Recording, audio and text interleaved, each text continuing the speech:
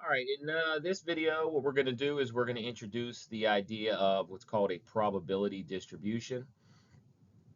Uh, and we're going to introduce these ideas with the familiar example of tossing a coin 3 times. What I would do is I would encourage you to think about these ideas from the perspective of how do we invoke ideas that we already know from math, like ideas about functions, their graphs, their behavior. How can we use those tools to better analyze experiments?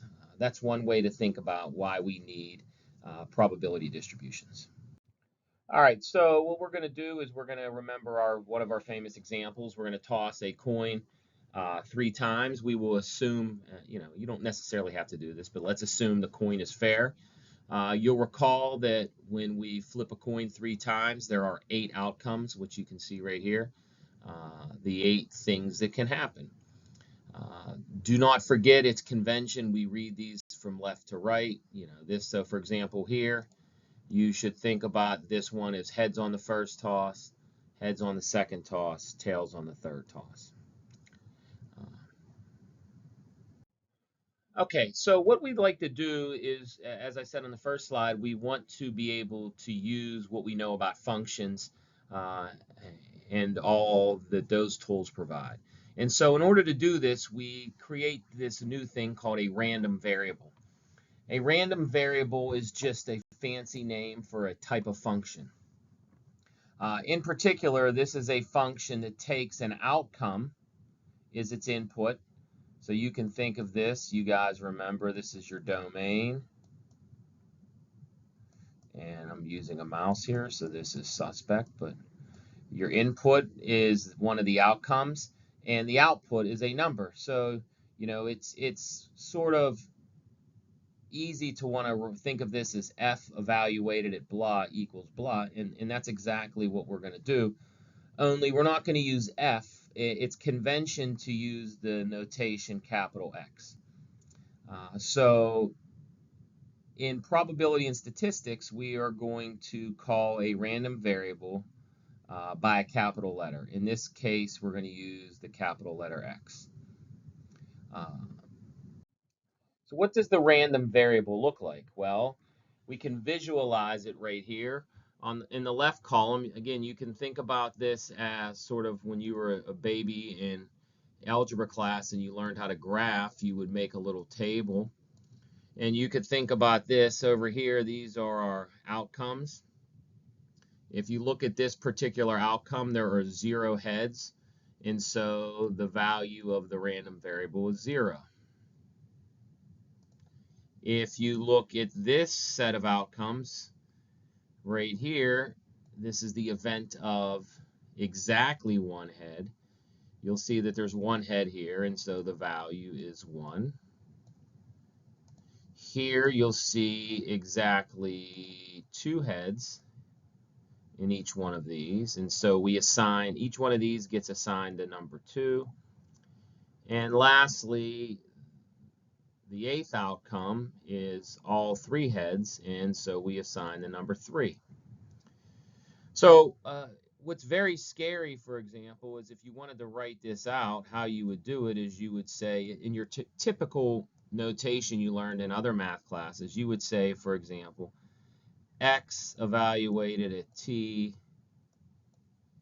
H, T is 1.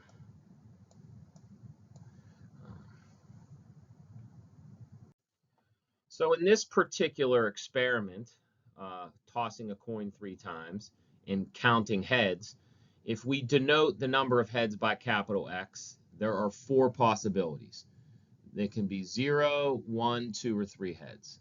And it's important to remember that these are not outcomes. These are numbers assigned to outcomes.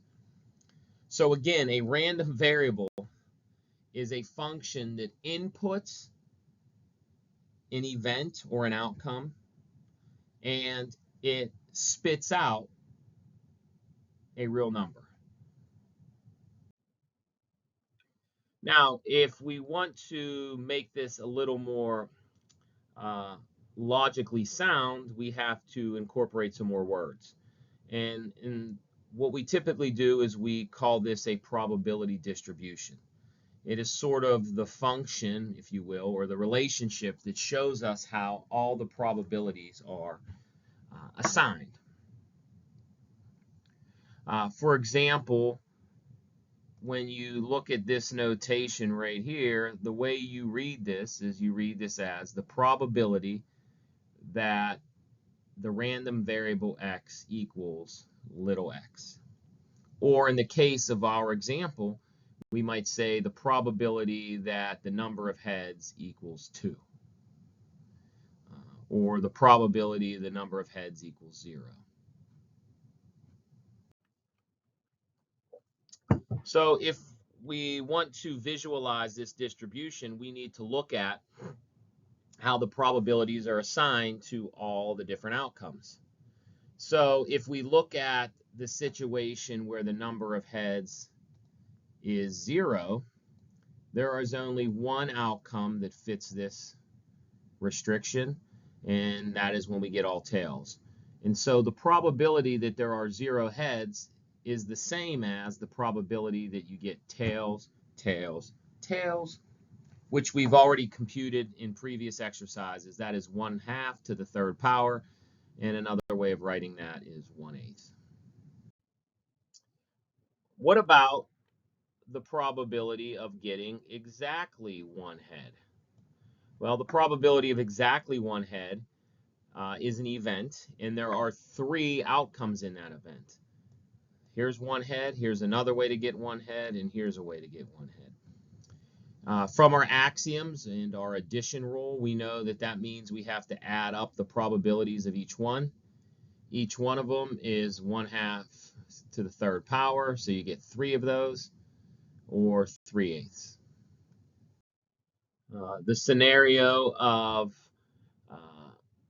computing the probability of exactly 2 heads, or the probability the random variable equals 2. This is computed in the same way. You also get 3/8. And then lastly, the scenario of getting 3 heads. There's one outcome in that event, and we can calculate that to be 1/8. Now, what we often do, because it's easy on the eyes, is we show this in the simplest form as possible. And so if you think of this, you can think about this as an array, 2 rows. Row 1 lists the possible values of the random variable, and the second row lists the corresponding probabilities.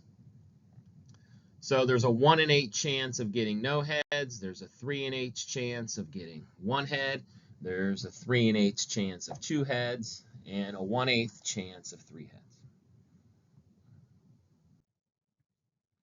A couple things that you'll notice that are very important is, I should say, that each one of these probabilities is between 0 and 1, and they add up to 1.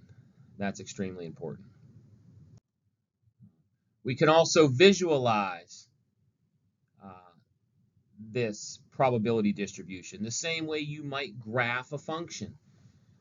And in fact, we're going to use the idea of graphing to help us understand probabilities a little differently. So one way to think about this is you can imagine each one of these,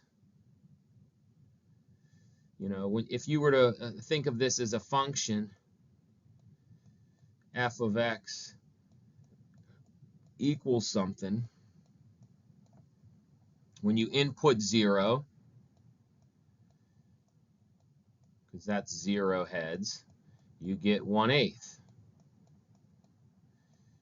And so to help our eyes better understand that, if you think about this, you might want to imagine this is a rectangle here whose width is 1 and height is 1/8. And so when you graph this creature, that is a very bad, I'm trying to do this with a mouse, no bueno. This is the number 1/8. 1/8 written as a decimal is 0.125. One of the things that will encourage you to do moving forward is think of probability distributions as, or visualizing them, I should say, using graphical means, things that you learned in other classes. So when you were sitting in algebra class before and you probably thought, when am I ever going to use this crap? Well, here you go. We're going to use graphs. We're going to talk about area of rectangles. We're going to talk about area under curves. It turns out that areas and probabilities are intricately related. It works out very nice. Uh, when we go to solve problems, we can use the distribution to help us more efficiently answer questions. For example, we might want to know the probability of at least 2 heads. And so that is the sum of the probability of 2 heads and the probability of 3 heads, and you add them together and you get 1/2. It's worth paying attention to how scary this probably looks to most of you right now. And the reason it looks scary is not because it's really that difficult, it's just symbols. It's just that you guys don't know this language yet. If I took you and dropped you off in a country where you don't speak the language, you would feel just as lost and confused. If you were at a subway station in Russia and you don't speak Russian, you're probably going to be confused. And when you look at this language, this notation is new to most of you. And so when things are new and unfamiliar, we are confused. We get overwhelmed. But I would encourage you to slowly pick apart this, read it again, write it down, and I promise you, you will make sense of it. And you're going to sit there and say, no, I can't. It's impossible. No, you can. And I want to remind you of something. There was a point in your life where if I wrote 2 plus 3 on a sheet of paper, you had no idea what this meant. You didn't. But if I were to give you 2 objects and put them on a table, and then I gave you 3 more of the same types of objects and put them on a table, you would count them and you would know that there are 5. So you knew that 2 plus 3 was 5 at an early age, probably when you were old enough to count your toys. But when you were 3 years old or 2 years old, if I wrote this down just like this, you would have no idea what it meant, because these symbols were foreign to you. All you knew at that time was counting. You knew that 2 and 3 was 5. And you might say, well, okay, fine. But this idea of counting right here, if we had to count using tally marks the rest of our lives, we would not have computers and cars and airplanes and technology, because this is not inefficient, or excuse me, this is not efficient. Counting with tally marks is not by any means efficient. And so humans had to invent special symbols. Here's the symbol we use for this. And this is the special symbol we use for this. And the analogy is basically the same here. This notation up here is confusing to you, and it's only confusing because it's unfamiliar. If you practice, you will recognize that this notation, the use of random variables, the use of these symbols, makes things easier, not more difficult. The challenge for you as the learner is to suffer through that learning curve. And eventually you will see that this is indeed the best, I shouldn't say the best, but a more preferable notation. All right, just a quick review. Every experiment has an outcome and a set of outcomes. Those are called the sample space. A random variable is a function or a rule that takes outcomes and turns them into numbers. In our particular example, those outcomes can be associated with either 0 heads, 1 head, 2 heads, or 3 heads.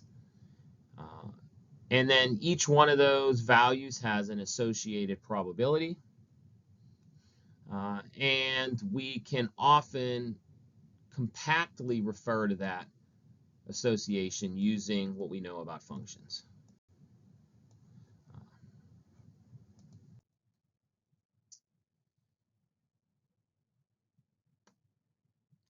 To put it in a slightly different set of words, you start with outcomes, you define a random variable, you build a distribution, and here you can see it clear as day, mostly because there's just 4 outcomes. Excuse me, I shouldn't say 4. There's 8 outcomes, but if x is the random variable counting heads, there are only 4 values of the random variable.